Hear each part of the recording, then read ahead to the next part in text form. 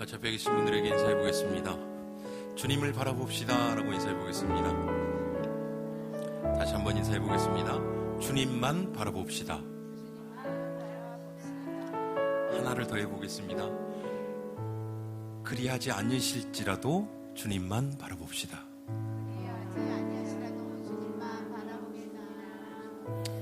우리가 어떠한 상황 속에서도 나의 마음과 일치되지 않는 상황이 내 삶을 지배할지라도 우리가 주님만 바라볼 수 있었으면 좋겠습니다. 이 시간 다 같이 기도드리고 찬양드리도록 하겠습니다.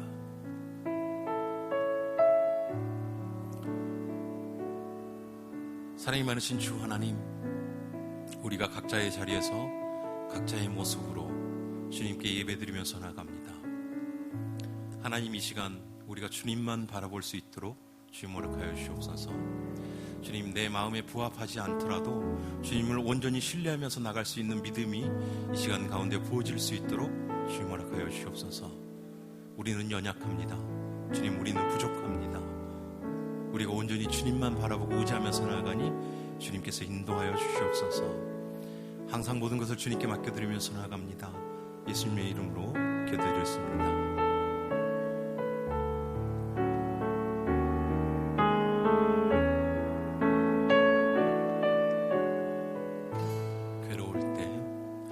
괴로울 때 주님의 얼굴 보라. 평화의 주님 바라보아라. 세상에서 지나는 친구들아, 위로의 주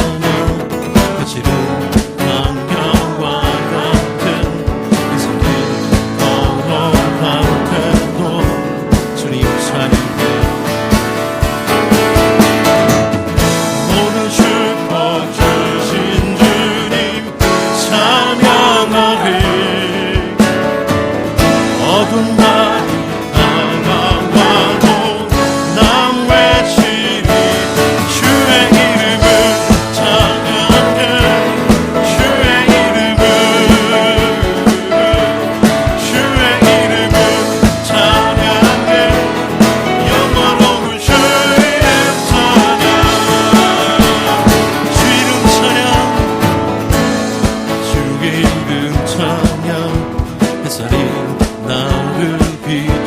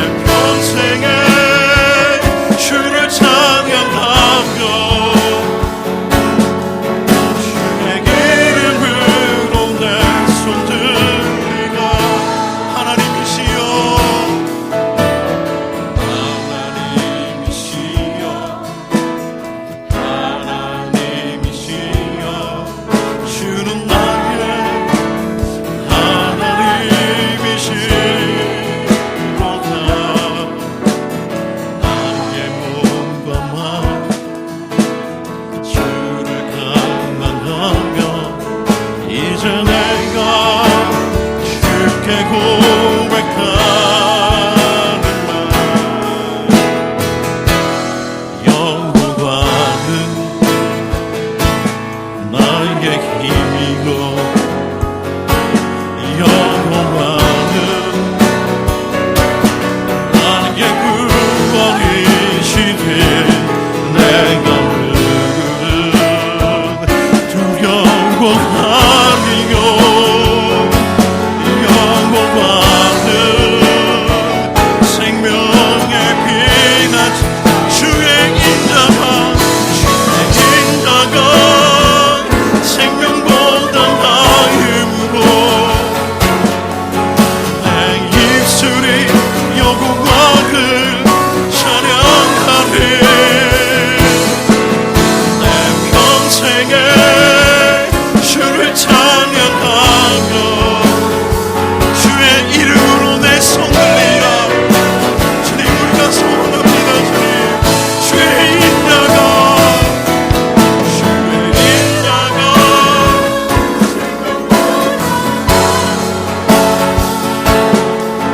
내 입술이 여호와를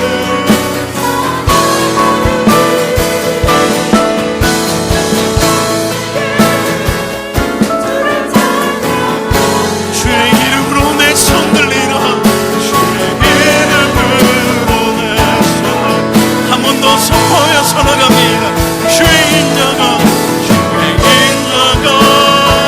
생명보다 나음으로 내 입술이 여호와를 찬양하네 내 평생에 주를 찬양하며 주의 이름으로 내 손 들리라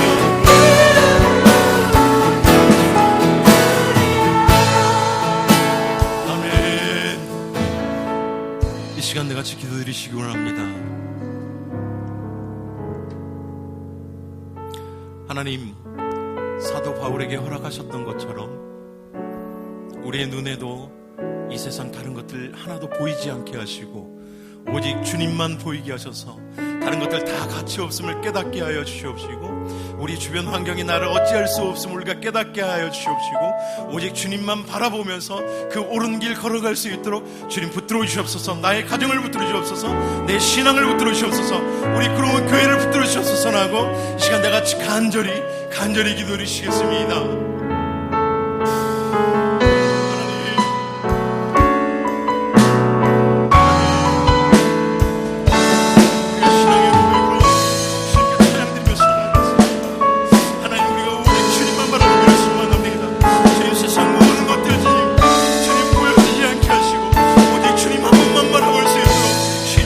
주님께 눈이 멀게 하여 주옵소서. 주님의 사랑을 갈망하는 자들 되게 하여 주옵소서. 우리 가정 가운데 내 신앙 가운데 우리 구로운 교회 가운데 주님을 사랑하는 사모함이 흘러 넘치게 하여 주옵시고 다른 어떤 것도 침범할 수 없음을 끊어낼 수 없음을 우리로 하여금 신실하게 깨달아갈 수 있도록 주님을 하여 주옵소서. 그의 기점이 되는 예배 되게 하여 주옵시고 그 사랑이 부어지는 예배 되게 하여 주옵소서. 그 은혜가 부어지는 예배가 될 수 있도록 주님을 하여 주옵소서.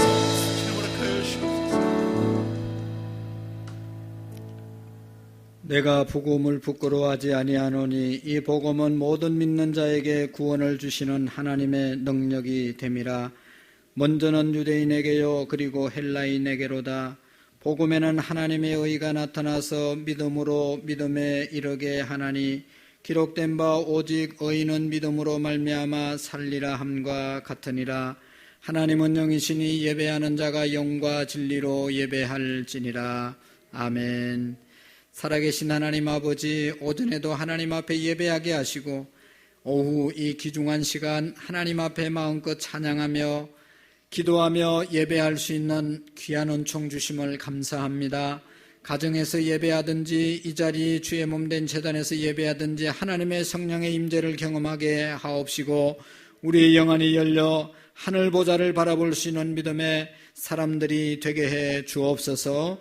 이 땅에 다가올 모든 고난, 현재 당하는 모든 고난들 하나님 나라에서 하나님을 배울 때 비교할 수 없는 영광이 있음을 믿고 우리에게 다가오는 모든 주님을 섬기는데 어려움을 믿음으로 잘 극복하며 승리하는 자들 되게 해 주옵소서. 이 시간도 가지고 온 기도의 제목들, 가정에서 있는 자리에서 기도하는 기도의 제목들을 응답해 주시고 하나님께 영광을 돌리는 우리의 기도가 하늘 보좌에 상달됨을 믿는 기도가 되게 해 주옵시고, 특별히 하나님 육신의 연약함 때문에 하나님 앞에 나오지 못하고 기도하는 영혼들이 있습니다. 건강으로 축복해 주시고, 우리의 자녀들 하나님 학교에 제대로 가지 못하는데 학교도 하나님 가서 열심히 공부할 수 있는 환경도 열어주시고, 하나님 아버지 사업장도 참으로 어려운 가정들이 많이 있는데 사업장도 활짝 열려질 수 있도록 도와주시고, 직장도 힘들지 않고 어렵지 않도록 우리 하나님께서 붙잡아 주시고 풍성한 직장들이 될 수 있도록 도와주옵소서. 우리 모든 성도님들도 마음껏 주님 앞에 나와 예배할 수 있는 귀한 환경과 여건으로 인도해 주옵소서. 이 오후 시간에 주시는 하나님의 말씀을 통하여 우리 모두가 다시 한번 새 힘을 얻고 우리 자신을 돌아보는 복되고 귀중한 시간 되게 해 주옵소서. 예수님의 이름으로 기도하옵나이다. 아멘. 하나님의 말씀 우리 다 같이 한번 보시겠습니다. 로마서 2장 1절에서 11절 말씀, 로마서 2장 1절에서 11절 말씀까지 교독으로 우리 받들어 읽으시겠습니다. 로마서 2장 1절에서 11절까지입니다. 그러므로 남을 판단하는 사람아, 누구를 막론하고 내가 핑계하지 못할 것은 남을 판단하는 것으로 내가 너를 정죄함이니 판단하는 내가 같은 일을 행함이니라.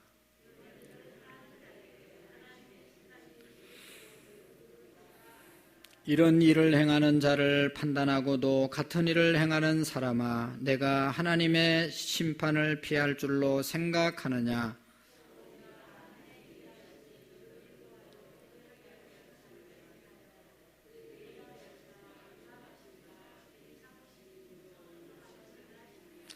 다만 내 고집과 회개하지 아니한 마음을 따라 진노의 날 곧 하나님의 의로운 심판이 나타나는 그날에 임할 진노를 내게 쌓는도다. 참고 선을 행하여 영광과 존귀와 썩지 아니함을 구하는 자에게는 영생으로 하시고,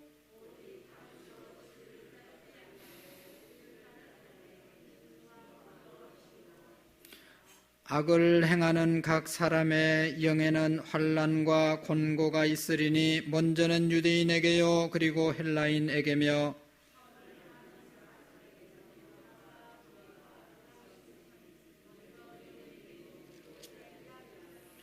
같이 읽습니다. 이는 하나님께서 외모로 사람을 취하지 아니하심이니라. 아멘. 할렐루야. 오늘도 함께 예배 드리게 되어서 얼마나 감사한지 모르겠습니다. 어느 곳에 있든지 하나님 앞에 예배하는 자들 되시고 하나님께서 예배하는 자들을 찾으시느니라 말씀하셨습니다. 무너져가는 예배의 생활, 기도의 생활, 우리 신앙의 생활, 요한계시록 우리 오전에 6장에서 본 것처럼 우리가 가장 무서워해야 할 것은 이 땅의 재앙이 아니고 이 땅의 어떤 전염병이 아니고 이 땅의 전쟁이 아니고 기근이 아니고 하나님 앞에 설 것을 두려워해야 된다. 하나님 앞에 설 때 이런 것들은 아무것도 아닙니다. 하나님 앞에 설 때 부끄러움을 당하는 것, 하나님 앞에 설 때 심판을 당하는 것, 거기에 비하면 이 땅의 어떤 것도 거기에 비교할 수 없다는 것을 우리가 기억하고 하나님 앞에 정말로 거룩한 모습으로 온전한 모습으로 설 수 있는 그날을 준비하는 그런 은혜가 있기를 바랍니다. 얼마 전에도 태풍이 그렇게 심하게 올라왔지만 다 준비하고 대비하고 있으면 태풍도 그냥 지나갈 수 있습니다. 폭우가 많이 오고 하지만 그래도 그 비를 다 준비하면 그렇게 큰 피해를 입지 않을 수 있습니다. 일본의 북해도 쪽에 가면 아호모리라고 하는 도시에 제가 가봤는데 거기는 겨울이 되면 설경 구경하러 수많은 사람들이 세계에서 오잖아요. 눈이 2m 정도 옵니다. 그래서 이 고속도로의 아스팔트에는 열선을 깔아놨어요. 왜냐하면 눈이 오면 이게 안 녹으면 차가 다닐 수가 없기 때문에, 워낙 눈이 많이 오니까. 그래서 열선을 깔아놨기 때문에 거기는 눈이 와도 싹 다 녹는 거예요.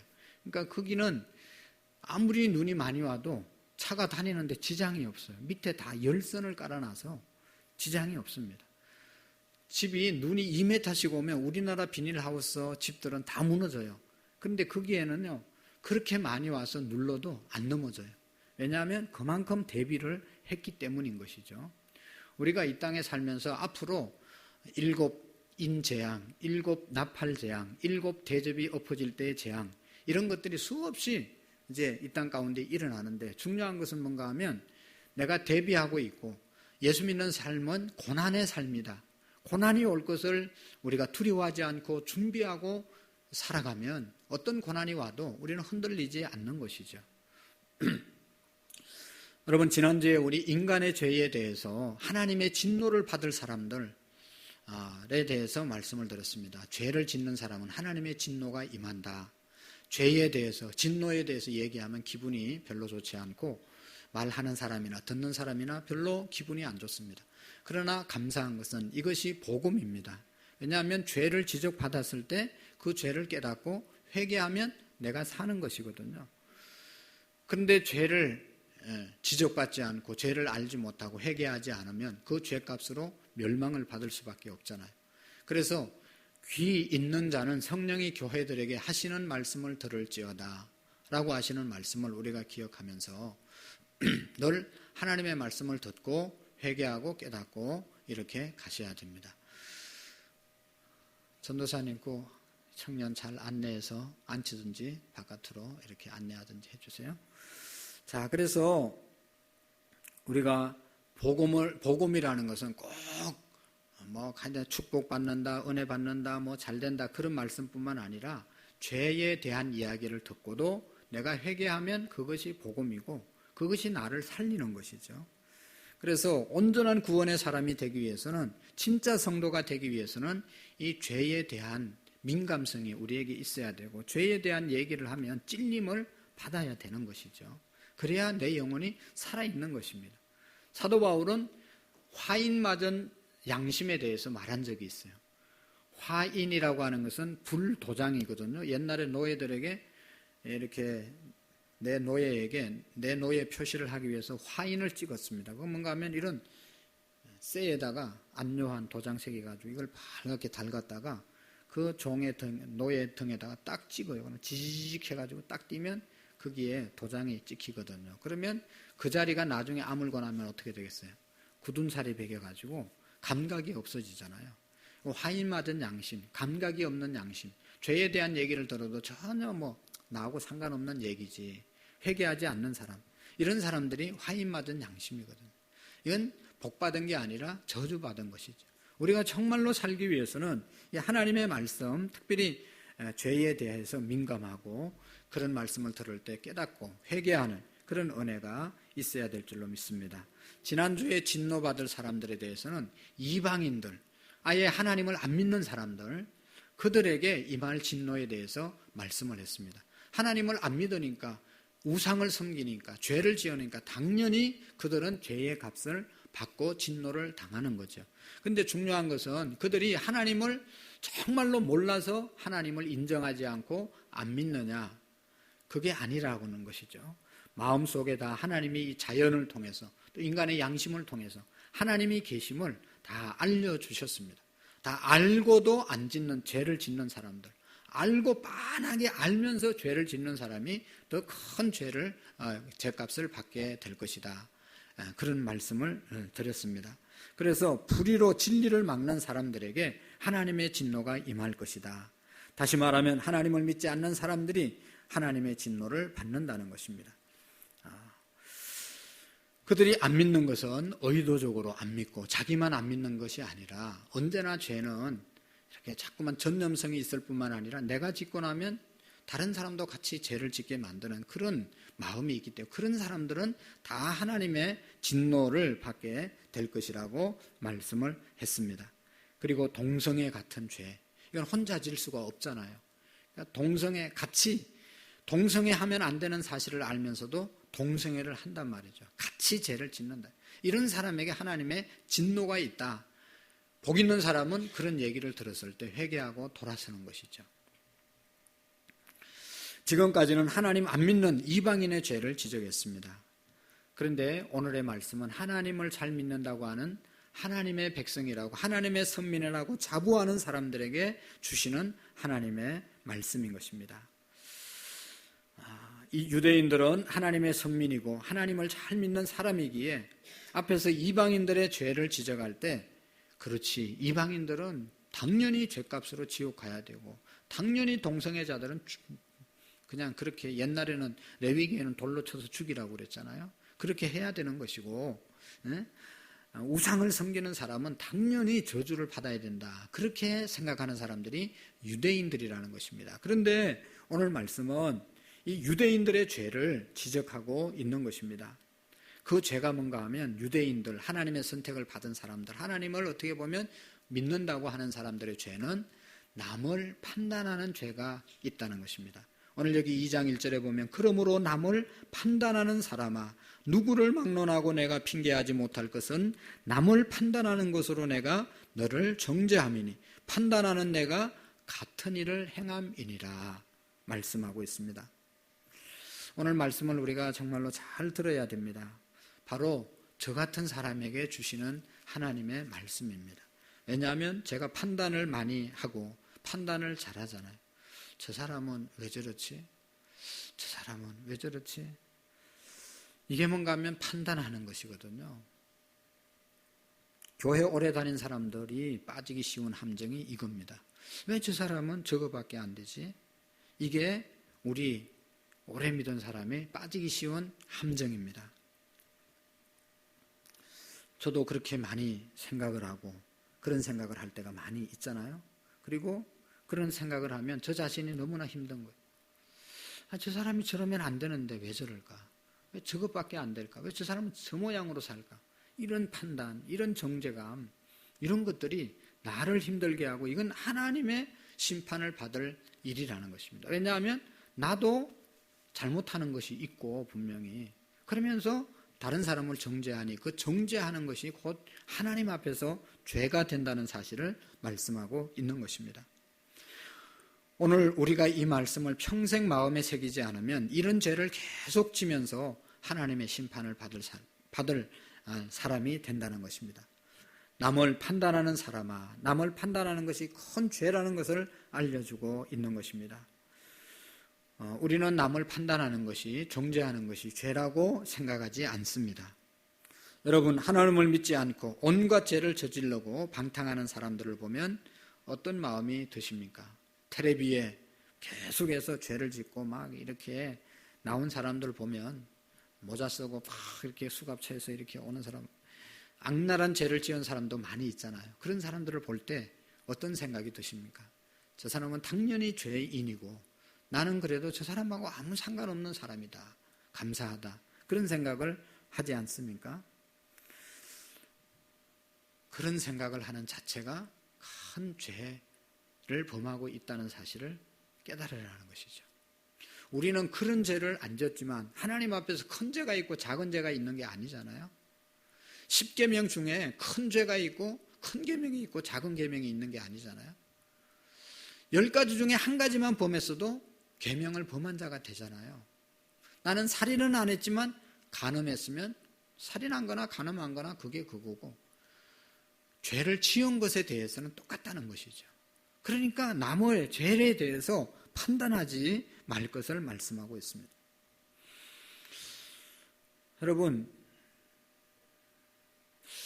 바리새인들은 율법을 참 잘 지키는 사람들이었고 율법을 지키기 위해서 애를 쓰고 또 성경에 율법이 있는데 그것보다 더 잘 지키기 위해서 어떻게 했는가 하면 탈무드라고 하는 그런 율법을, 자기들 율법을 다시 만들어서 지켰던 사람이에요. 그러면 예수님께 칭찬을 받아야 되는데 예수님이 그들을 향해서도 바리새인들을 얼마나 책망을 했습니까? 그 이유가 너희들이 율법을 지키려고는 하지만 너희들 똑같은 죄를 짓고 있다. 남을 판단하고 하기는 하는데 외식적으로 하고 이런 것들이 하나님이 보실 때는 죄라고 말씀을 하신 것입니다. 자기들은 유대인이고 선민의식이 아주 대단한 사람들이었지만, 그러나 그들은 이방인들이 볼 때, 예수님이 볼 때 형식적이고 외식적인 그러한 죄를 많이 짓고 살았다고 말씀하고 있습니다. 여기 2절 말씀, 3절 말씀을 보십시오. 이런 일을 행하는 자에게 하나님의 심판이 진리대로 되는 줄을 우리가 아노라. 이런 일을 행하는 자를 판단하고도 같은 일을 행하는 사람아, 내가 하나님의 심판을 피할 줄로 생각하느냐. 여러분, 안전할 수 없다는 것이죠. 하나님이 반드시 하나님을 믿는다고 하면서 남을 판단하는 그런 죄를 짓는 사람의 죄를 심판하시겠다고 말씀을 하고 있지 않습니까? 그러니까 저 사람은 왜 저렇지? 그렇게 판단하는 나도 똑같은 죄인이라는 것을 우리가 깨달아야 된다는 것입니다. 그래서 내 잘못을 발견하고 하나님 앞에 회개하고 하나님의 용서를 받는 그런 우리의 믿음이 되어야 할 줄로 믿습니다. 하나님은 우리가 죄를 짓지 않도록 하시기 위해서 우리를 구원하셨습니다. 우리에게 죄가 있으면 반드시 그 죄를 해결해야 합니다. 회개해야 합니다. 죄 지은 사람에 대해서 나는 의인인데 너는 죄인이라고 하는 그런 태도, 그것은 곧 죄를 짓는 태도가 되는 것입니다.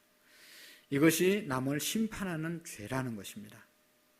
여러분, 예수님은 마음으로 형제를 미워하는 자마다 살인하는 자다 말씀하셨고, 마음으로 업욕을 품는 자마다 이미 간음하였다라고 말씀을 하신 것입니다. 다른 사람의 죄에 대해서 죄인이라고 얘기하고 나는 의인이라고 말하는 그 자체가 이것이 잘못됐다는 것입니다. 그래서 남을 비판하면 그 비판이 자신을 향하게 되어서 자신이 자신을 판단하는, 심판하는 꼴이 되어지는 것입니다. 그래서 누가복음 6장 36절 38절의 말씀에 보면 너희 아버지의 자비로우신 같이 너희도 자비로운 자가 되라. 비판하지 말라. 그리하면 너희가 비판을 받지 않을 것이요. 정죄하지 말라. 그리하면 너희가 정죄를 받지 않을 것이요. 용서하라. 그리하면 너희가 용서를 받을 것이요. 아멘. 우리가 어떤 사람의 죄를 판단하면 하나님으로부터 그 죄에 대한 나도 나의 죄에 대한 판단을 받게 될 것이고, 다른 사람의 죄에 대해 용서하면 하나님도 우리의 나의 죄에 대해서 용서해 주시고, 다른 사람의 죄를 정죄하면 나의 죄를 하나님이 정죄하시고, 그 사람을 품어주면 하나님이 나를 품어주신다는 것입니다. 그러니까 어떻게 해야 되겠어요? 다른 사람을 품고 용서하는 삶을 살아야 되는 것이죠. 주라, 그리하면 너희에게 줄 것이요 곧 후히 되어 누르고 흔들어 넘치도록 너희에게 안겨 주리라. 너희가 헤아리는 그 헤아림으로 너희도 헤아림을 받을 것이니라. 그냥 주고 용서하고 품고 이렇게 해야 된다는 것이죠. 어떤 목사님은 말씀하고 있습니다. 우리의 말에는 보이지 않는 녹음기를 달고 다닌다. 우리의 말은 항상 녹음되어 있다는 것, 녹음된다는 것이. 녹음기가 언제 나왔냐? 오래전에 나왔죠. 제가 녹음기를 이렇게 접했을 때는 중학교 때였어요. 야, 그 녹음기가 요즘은 뭐 요만한 것도 있고 그냥 뭐 얼마나 이 작은 것들이 많습니까? 옛날에 이만하게 이 노트북만 했는데 점점 작아져 가지고 뭐 그냥 눈에 보이지도 않는 녹음기가 있잖아요. 옛날에 녹음기 나왔을 때 얼마나 신기하던지, 내 말이 녹음돼요. 이렇게 틀어놓으면 이게 내 목소리야 뭐 그러면서, 또 노래하는 사람은 노래도 틀어놓고 자기 녹음해가지고 틀어보고 너무너무 신기했거든요. 세상에 이런 일이 어떻게 있을 수 있을까 그랬잖아요. 그런데 이제는 시대가 바뀌어가지고 영상이 되잖아요. 영상. 우리가 지금 여기 왔다 간 거 다 녹화되잖아요. 다 영상이 촬영되는. 그리고 어떤 말을 하고 누구하고 이렇게 붙어서 갔는지 다 이게 되는 거예요. 요즘은 뭐 핸드폰에 위치 추적이 있어가지고 우리가 어디 갔는 것까지도 다 안단 말이죠. 하나님은 우리의 모든 것을 보신다. 아유, 하나님이 어떻게 보시냐. 걱정 안 해도 다 하나님은 보시는 거예요. 지금 우리 사람도 다 알잖아요. 8.15 광복 집회 갔다 온 사람들 다 지금 조사받고 있잖아요. 뭐 핸드폰 끄고 뭐 어쩌고 저쩌고 그래도 다 추적하고 있습니다, 지금. 그러니까 여러분, 하나님은 우리의 모든 것을 보시고 계신다. 그런데 나는 죄가 없는 것처럼 말하고 다른 사람의 죄를 지적하면 다른 사람의 죄가 있는 지적하는 그 순간 나의 죄가 하나님께 지적들을 당한다는 것이죠.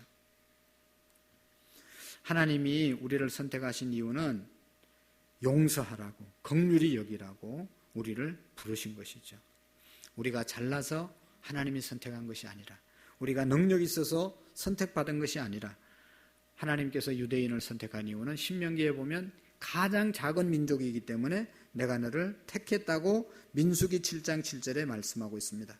여호와께서 너를 기뻐하시고 너를 택하심은 너희가 다른 민족보다 수요가 많기 때문이 아니라 너희는 오히려 모든 민족 중에 가장 적으니라 말씀하고 있습니다.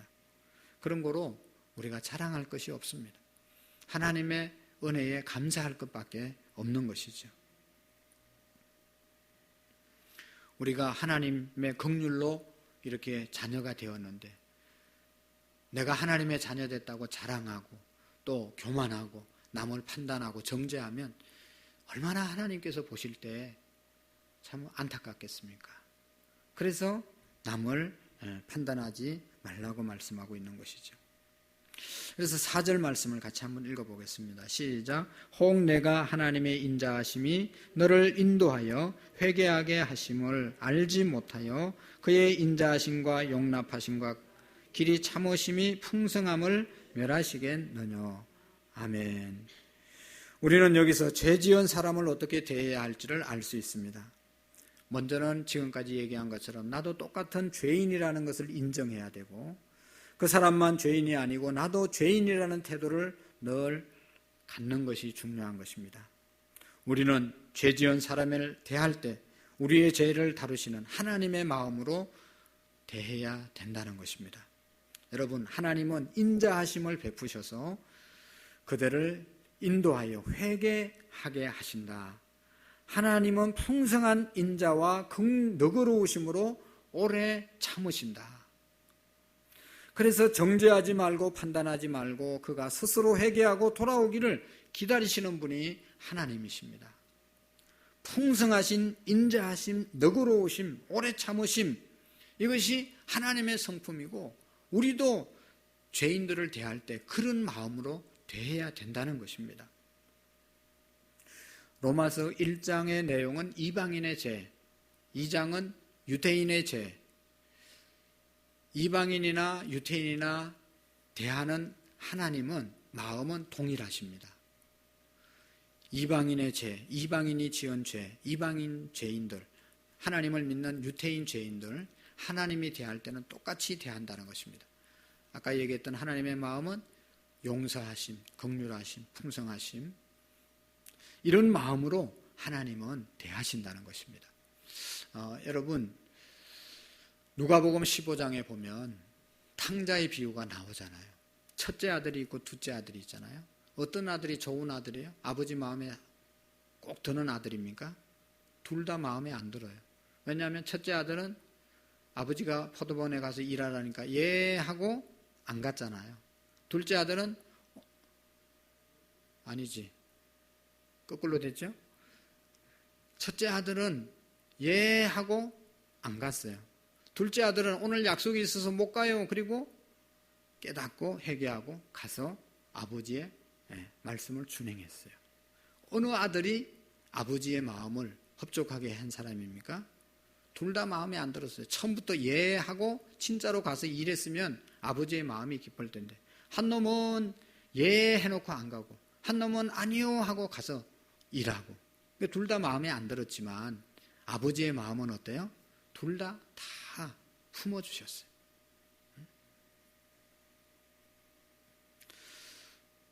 탕자도 마찬가지죠. 탕자도 첫째 아들은 아버지 집에서 이렇게 생활을 했는데 아버지와 늘 함께 아버지의 일을 도왔어요. 근데 둘째 아들은 자기 재산 달라고 그래가지고 집을 나갔잖아요. 그 자기 몫에 돌아올 몫을 달라고 그래서 나가서 허랑방탕하며 썼어요. 근데 자기 게 뭐 어디 있어요? 다 아버지 건데 사실은 하도 등살을 하니까 아버지가 팔아서 줬는데 그거 가져가서 다 탕진하고 나중에 거지가 돼서 돌아왔잖아요. 근데 아버지는 둘째 아들도 집을 나가서 그냥 다 자산을 탕진했지만 그 아들도 계속 기다린 거 아니겠어요? 언제 돌아오나 언제 돌아오나. 돌아왔을 때 너무 기뻐가지고 잔치를 벌였다고, 송아지를 잡았다고 그러잖아요. 첫째 아들 있으면서 불평불만했습니다. 아무것도 한 것도 없는데 둘째 아들 왜 받아들이냐고 그러잖아요. 근데 그것이 아버지 하나님의 마음이라는 것이죠. 나가서 죄짓고 그럼에도 불구하고 돌아오고 회개한 자를 하나님은 언제나 영접하시는 것입니다. 첫째 아들 아버지하고 늘 함께 있었지만 아버지의 마음을, 심정을 이해하지 못하고 나는 아버지를 지켰다, 그런 교만한 마음을 가지고 살았던 그 첫째 아들을 아버지도 별로 좋아하지 않았습니다.